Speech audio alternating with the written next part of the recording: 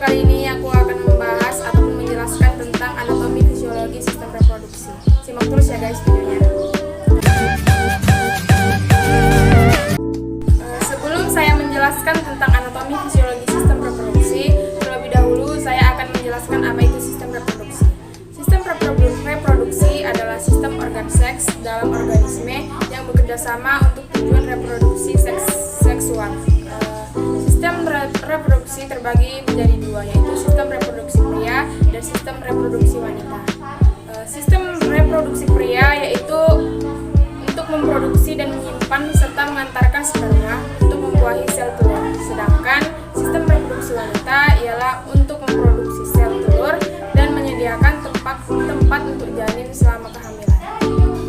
Baik, sistem reproduksi pada pria yaitu ada penis.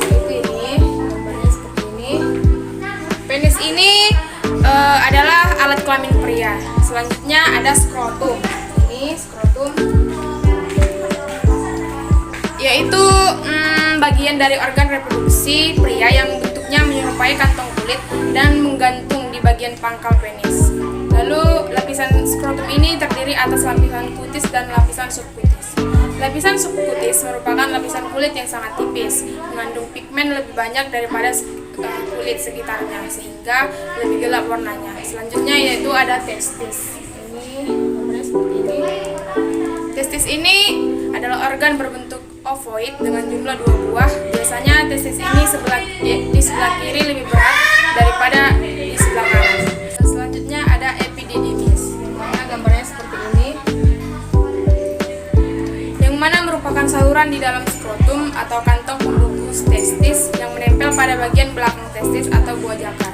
Lalu selanjutnya ada ductus deferens, yaitu ini.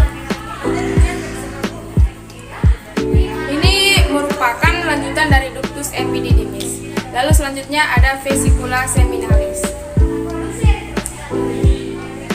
Gambarnya ini, yang mana merupakan organ berbentuk kantong bergelembung yang menghasilkan cairan seminal. Lalu selanjutnya ada ductus ejaculatorius, yaitu ini, yang mana merupakan saluran di antara kandung kemih dan kelenjar prostat. Lalu selanjutnya ada glandula bulboeratalis, yang mana gambarnya seperti ini. Di sini merupakan sepasang kelenjar kecil berbentuk bulat yang berada di pangkal atau ujung penis.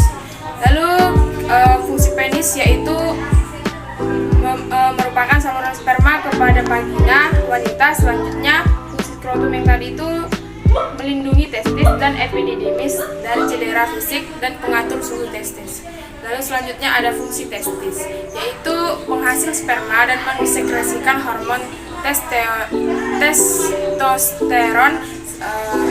Lalu selanjutnya ada fungsi epididymis, yaitu yang pertama ada tempat sekresi sperma dari testis, yang kedua pematangan motilitas, dan yang ketiga ada fertilitas sperma, memekatkan atau mengentalkan dan menyimpan sperma. Lalu selanjutnya ada fungsi ductus deferens, yaitu membawa spermatozoa dari epididymis ke ductus ejaculatorius dan menghasilkan cairan semen yang berfungsi untuk mendorong sperma keluar dari ductus ejaculatorius dan uretra. Lalu selanjutnya ada fungsi vesicula seminalis, yang mana yang pertama itu ada hasil fruktosa untuk memberi nutrisi sperma yang dikeluarkan. Lalu yang kedua mengeluarkan prostaglandin yang merangsang motilitas saluran reproduksi pria untuk membantu mengeluarkan sperma. Yang ketiga menghasilkan sebagian besar cairan semen. Selanjutnya ada fungsi ductus ejaculatorius, yaitu membawa spermatozoa dari vas deferens menuju ke basis fosfat. Selanjutnya fungsi glandula prostatica, yang pertama mengeluarkan cairan basah yang menetralkan sekresi vagina yang asam. Kedua, memicu pembekuan semen untuk menjaga sperma tetap berada dalam vagina pada saat penis dikeluarkan. Selanjutnya ada fungsi glandula bulboeratalis, yaitu mengeluarkan mukus untuk pelumasan. Adapun spermatogenesis, yaitu berasal dari kata sperma dan genesis atau pembelahan. Pada spermatogenesis terjadi pembelahan secara mitosis dan meiosis. Spermatogenesis merupakan tahap atau fase pendewasaan sperma di epididymis. Setiap satu spermatogenesis akan menghasilkan 4 sperma matang.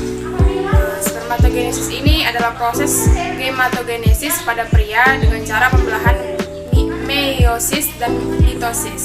Tahap-tahap spermatogenesis ialah yang pertama itu ada spermatogonium. Spermatogonium merupakan tahap pertama pada spermagonesis yang dihasilkan oleh testis. Selanjutnya, spermatosit primer merupakan mitosis dari spermatogonium. Pada tahap ini tidak terjadi pembelahan. Selanjutnya ada spermatosit sekunder merupakan meiosis dari spermatosit primer. Pada tahap ini juga terjadi pembelahan secara meiosis. Selanjutnya ada spermatid merupakan meiosis dari spermatosit sekunder. Pada tahap ini juga terjadi pembelahan secara meiosis yang kedua. Selanjutnya sperma. Sperma merupakan diferensiasi atau pematangan dari spermatid. Pada tahap ini terjadi diferensiasi.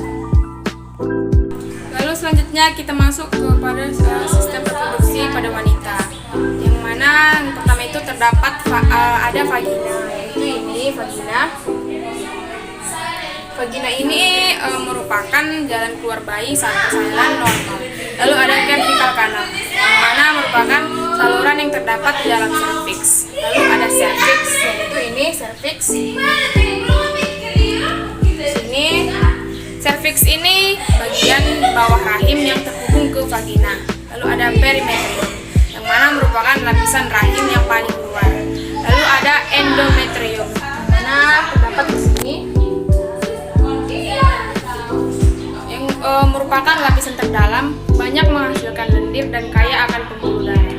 Lalu ada ovarium. Ovarium ini merupakan bagian dari sistem reproduksi pada wanita. Lalu ada ovarian ligamen. Terdapat di sini, yang mana merupakan serat ligamen yang menghubungkan antara ovarium dengan wilayah permukaan lateral pada rahim. Selanjutnya ada embrio. Embrio ini ada tahap awal perkembangan makhluk hidup saat berada di dalam telur atau di dalam rahim induknya. Lalu ada fundus uteri yang terdapat di sini, yang mana merupakan titik tertinggi dari rahim. Lalu ada uterus atau disebut juga dengan rahim.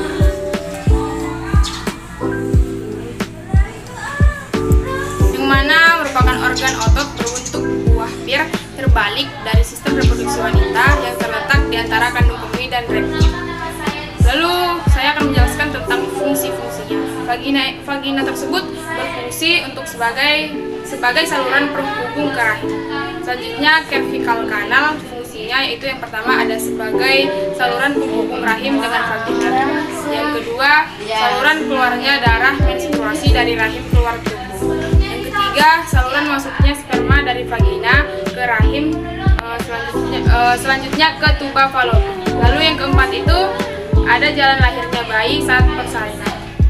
Selanjutnya fungsi cervix, yang mana memproduksi lendir atau mukus. Lendir membantu menyalurkan sperma dari vagina ke rahim saat berhubungan seksual. Selanjutnya ada fungsi perimetrium, yaitu yang berfungsi untuk sebagai pelindung rahim. Selanjutnya ada myometrium, berfungsi untuk kontraksi dan relaksasi rahim dengan cara melebar dan kembali ke bentuk semula setiap bulannya.